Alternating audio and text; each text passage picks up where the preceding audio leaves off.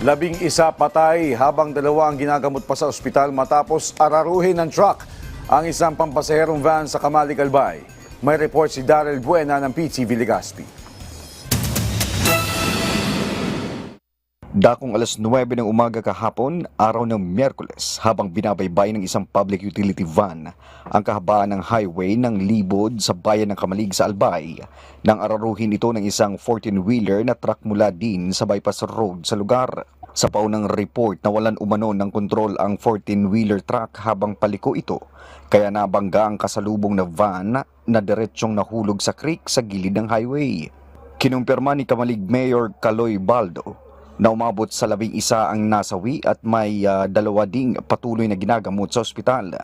Ayon sa alkalde, umabot sa 8 oras ang isinagawang rescue at retrieval operation dahil sa matinding pagkakayupi ng mismong van na may naiulat na pasaherong sakay na nasa 13 pawang mula sa bayan ng Nabua sa Camarines Sur at papunta na sana ng Legazpi City ang mga biktima.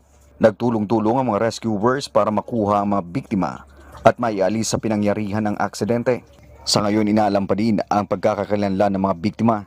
Samantala, nagpaalala naman ang mga otoridad na maging maingat sa pagmamaneho at siguraduhin nasa magandang kondisyon ang mga sasakyan para makaiwas sa anumang aksidente. Mula sa PTV Legazpi, Daryl Buena para sa Pambansang TV sa Bagong Pilipinas.